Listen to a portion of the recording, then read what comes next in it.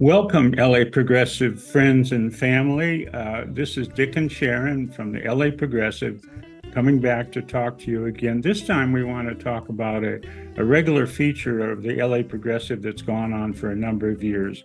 And it started when Sharon did the bulk of the work when she created her first voter guide. When did you do that? Why did you do it? And how has it evolved? So I first started creating the LA Progressive Voter Guide more than 10 years ago, maybe a dozen years ago. And the way it started was you and I had gone to a candidate forum in Northeast Los Angeles. And generally what happens is every 2 years, there's a Superior Court judicial election. So people have to vote for judges. And people generally just don't know who to vote for when it comes to voting for judges. And I was no exception. So we went to this forum, and these people who were running for judges and they were going around speaking to various Democratic clubs across Southern California, seeking an endorsement. And the endorsement process is used basically because people just don't know who to vote for. And what the voters will generally do, because they don't know who to vote for, especially for these low-level races, for judges, for school board, for even city council, they will look to see who is endorsed or who is endorsing this person. And if they are endorsed by an organization or an individual that the voters respect, then that person is more likely to be elected. So there was a person who was running for judge, and I had just been in jury duty. Now, I was not selected out of the pool of jurors. I was released and told to go home, but I did get to hear a pitch from one of the prosecuting attorneys. And I could swear that this prosecutor was telling everyone that he was a public defender when he was making his pitch at the Dem Club. And I thought, boy, I think I remember his face. I thought this guy was a prosecutor, not a public defender. So he was speaking before a Democratic club. And Democratic clubs tend to not like prosecutors so much.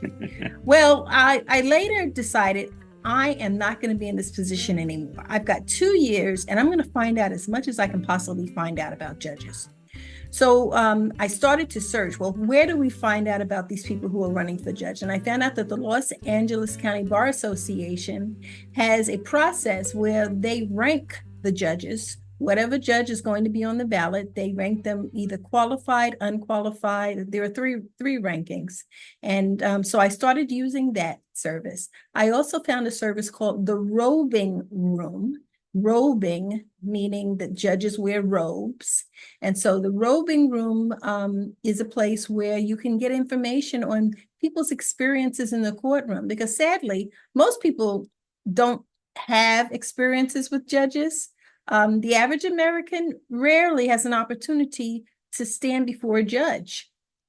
And so I went to the Robing Room, the Los Angeles County Bar Association. Then La Defensa is a nonprofit that I believe was started by Eunices Hernandez. And they were Who's Eunices Hernandez? I'm sorry, Eunices Hernandez is our city council representative. She is relatively new to city council. You and I have known her. She's a long time activist, and a person who has worked in the nonprofit domain for many years, and now she's our city council rep. But before that, she was working with trying to get public defenders elected to the bench. And believe it or not, in January of 2023, Holly Hancock was elected to the Los Angeles Superior Court, and she was the first ever in the history of Los Angeles County to elect a public defender. That was in 2023. So I say that to say that the vast majority of people who are sitting on the bench were prosecutors.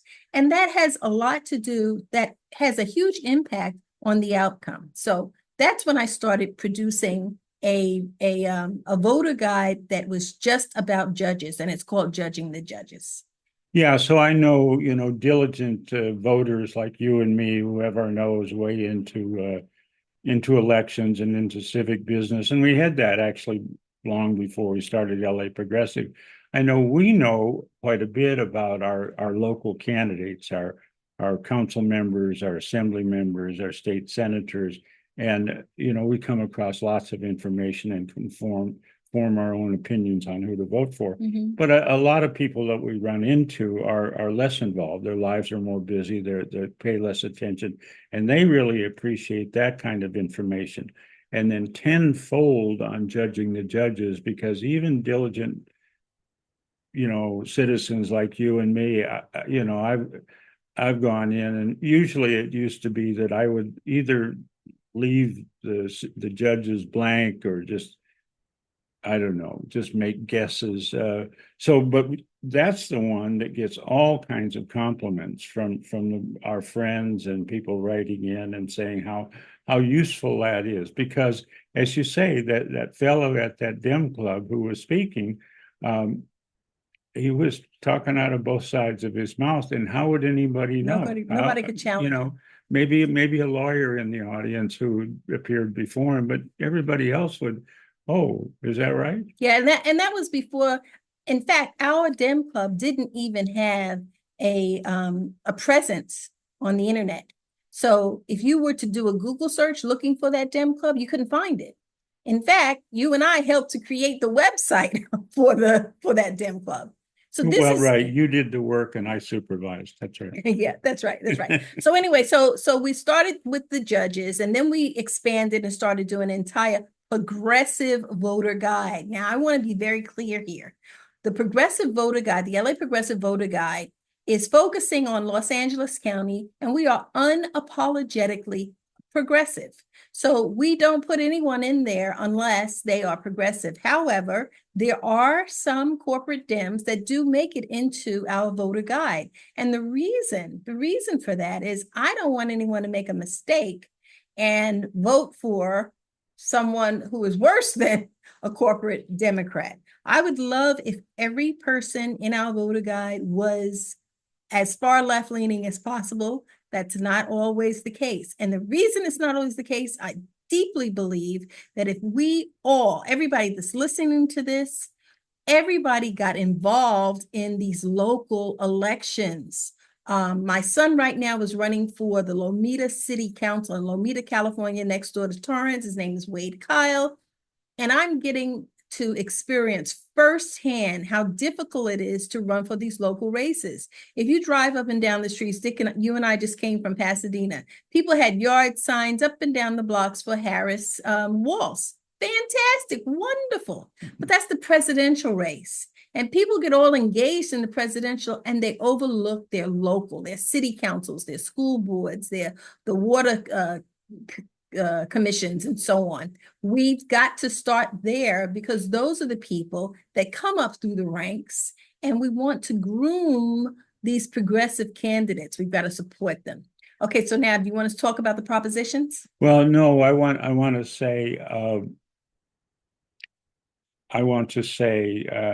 you lost my train of thought.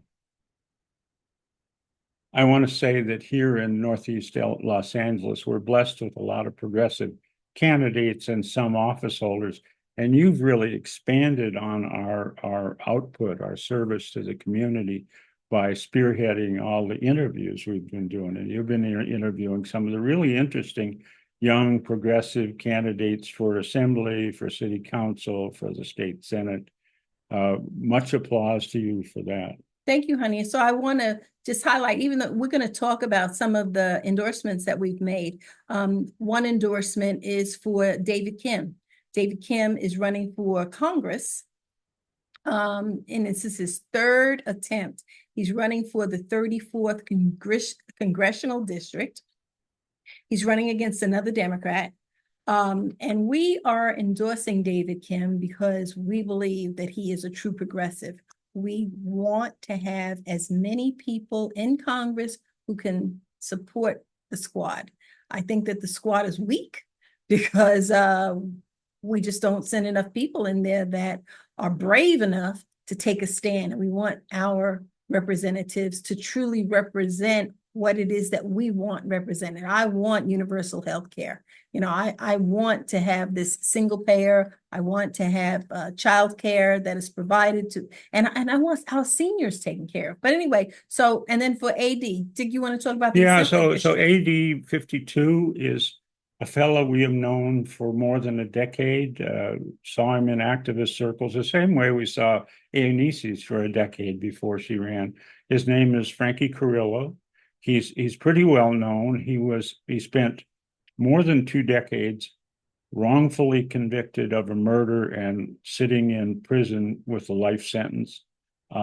If it hadn't been for his own doggedness and the Innocence Project, he won not only his release, but then he sued the sheriff's department that had framed him. Yeah, he was completely framed. He was nowhere near where the crime was committed at the time that it was committed.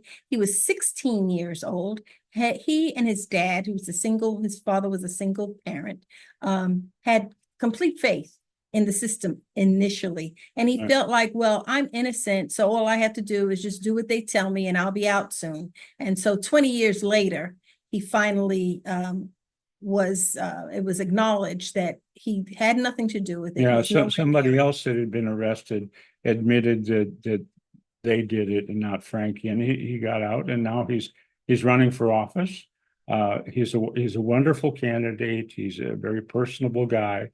Obviously, law enforcement and prisons is a focus of his effort, but also homelessness and medical care.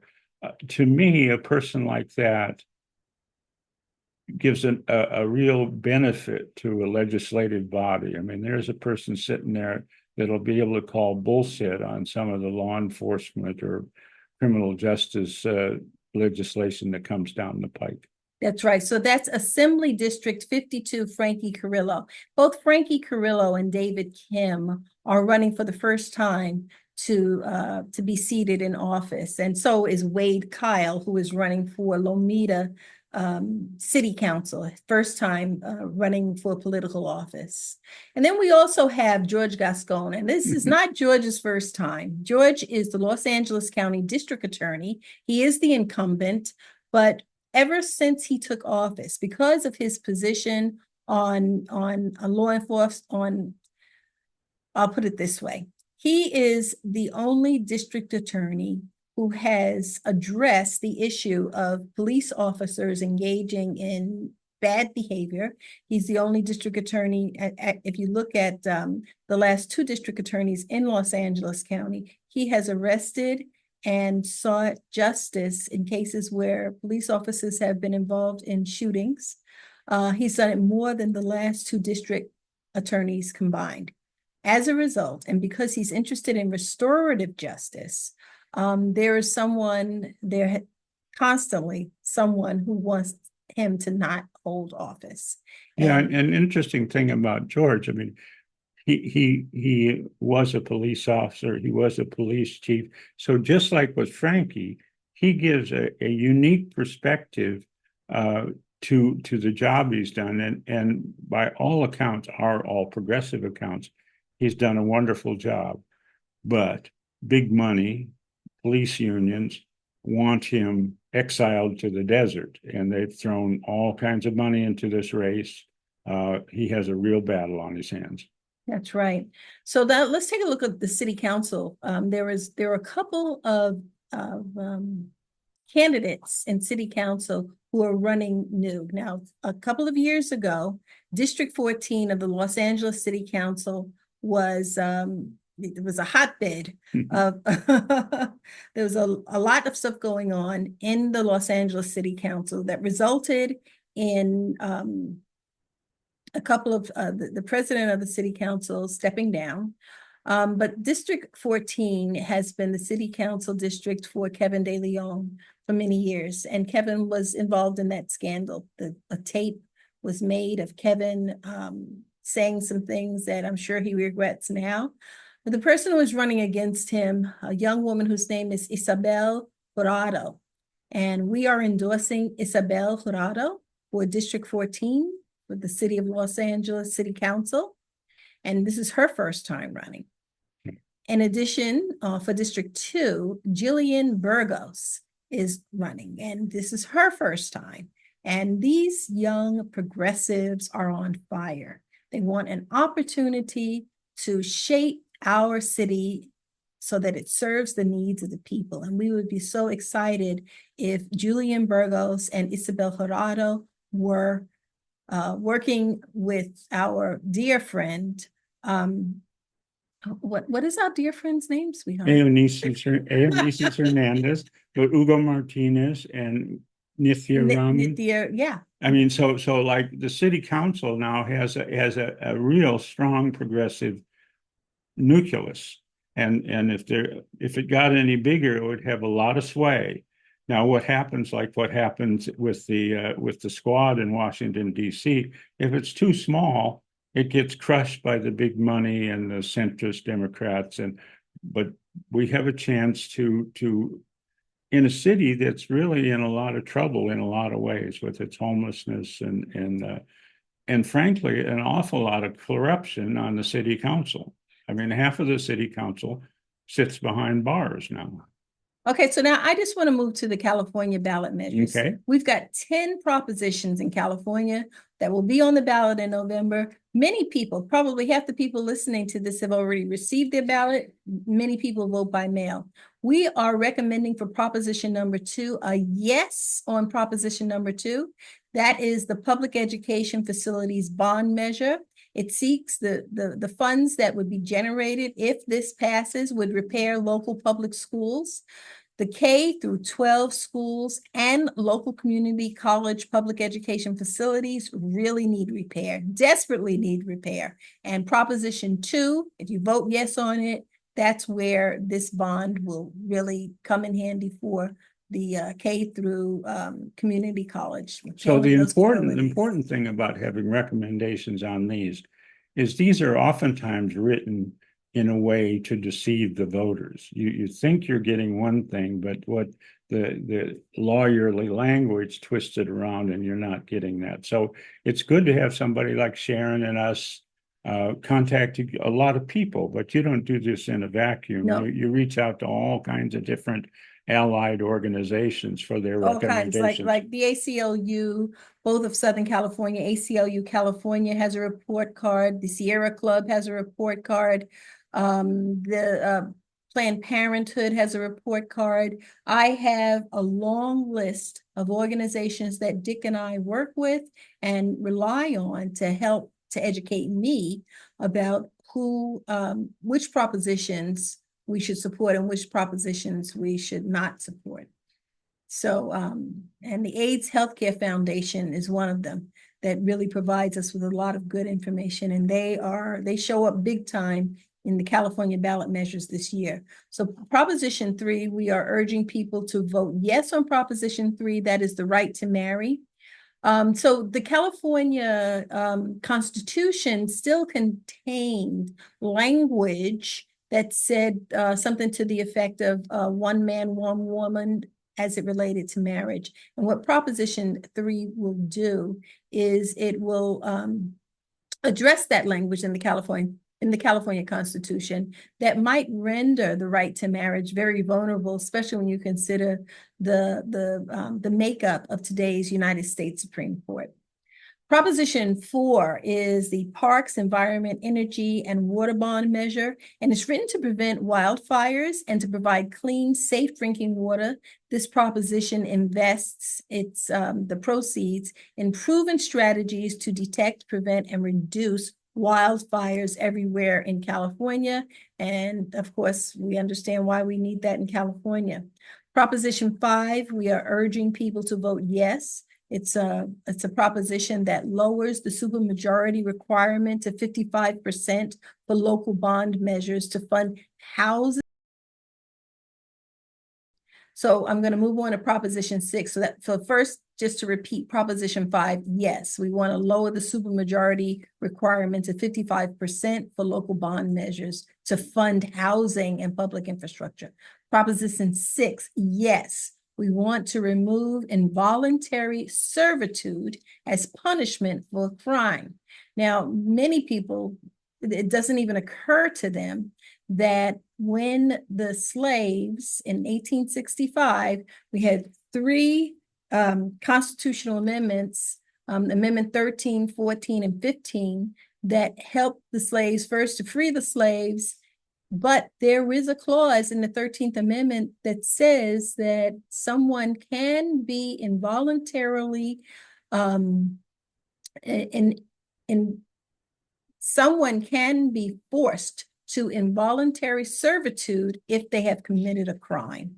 And today, across the United States, we have many people that are serving time who have been pretty much reduced to slavery. They are forced to work. And we want to change that in California. So if you vote yes in California, you will be removing, on Proposition 6, you'll be removing this involuntary servitude as punishment. Proposition 32, we are urging people to vote yes again, $18 minimum wage initiative. This raises the minimum wage in California, a state with one of the highest costs of living. We want to raise that to $18 an hour. Proposition 33, yes, we want to prohibit state limitations on local rent control. So Proposition 33 is one of the hot button issues on this ticket. When you go in, and you're going to see there's a lot of opposition. Actually, I've seen a lot of opposition to Proposition 33, but we're begging with people, please vote yes on Proposition 33. Local rent control initiatives are essential, and this would overturn the Costa-Hawkins bill. There are people who believe that if we, well, I'm going to pass. I'm going to go on to Proposition 34. Proposition 34, no. Please vote no on 34. It requires certain participants in Medi-Cal, the Medi-Cal prescription program, to spend 98% of revenues on patient care. This is a tricky proposition, so please pay attention. Proposition 34 is financed by many of the largest corporate landlords, even though they're talking about prescription medication, it's financed by corporate landlords, and they're doing it to silence a specific housing advocacy organization. And that housing advocacy organization is the AIDS Healthcare Foundation in Los Angeles. The AIDS Healthcare Foundation in Los Angeles does a huge amount of work in the area of houselessness. And the landlords want to stop the work that's being done by the Healthcare Foundation. So they put together Proposition 34, and we are urging everyone to vote no. We are also urging everyone to vote no on Proposition 35. Proposition 35 is the Managed Care Organization Tax Authorization. It would change the temporary tax that helps fund Medi-Cal into a permanent tax on managed care organizations. And it would require the tax proceeds to be used to support only Medi-Cal and other health programs, making that money unavailable for other priorities and making it difficult to respond to future changes to Medi-Cal. And then finally, Proposition 36. No, please vote no on 36. It is a drug and theft crime penalty and treatment. It mandates felonies. The ACLU calls Proposition 36 a prison spending scam, and the LA Progressive agrees. The ACLU and progressives agree that it is the biggest prison spending increase in California history, and that would be true if this proposition passes. So no on Proposition 36. Yeah, so hon, I must thoroughly applaud. As you can tell by who was doing the talking, that's who does the work on these, and it's a big contribution to our society. Sharon really knocks herself out, checks all kinds of sources, double checks, and we publish it, and we hope it, on some of these things, like with the initiatives and judges in particular, many of us are mostly flying blind. But even on your local representatives, not everybody has time to go to forums and read all their material, and actually, if they read their flyers, they're probably getting misled. So I applaud you for really doing this for our publication and for our audience. So we have we have 5 judges, Los Angeles County Superior Court judges in our voter guide. Office 39, we are endorsing George Turner. Office 48, we are endorsing Erica Wiley. Office 97, we're endorsing Lachey Henderson. Office 135, we're endorsing Georgia Huerta. And Office 137, we are endorsing Luz Herrera. We encourage everyone to vote all the way down ticket. If you get the LA Progressive Voter Guide, you can print it out. At the top of the page is a little button that you can press, print it out, take it with you on actually all of our articles. They're all printable. And we thank you so much for reading the LA Progressive and for being civically engaged. And vote for Wade Kyle, Lomita City Council. Well, especially if you live in Lomita. Only if you live in Lomita. Wonderful job. Thank you, sweetheart. Thanks. Bye, guys. Thank you for sticking around. If you like the LA Progressive content and the discussions we have here, please consider clicking the subscribe button below and also give us a thumbs up. That helps to grow our audience by feeding the algorithm, which helps to get this content in front of more eyes. Thanks for stopping by. We really appreciate your support.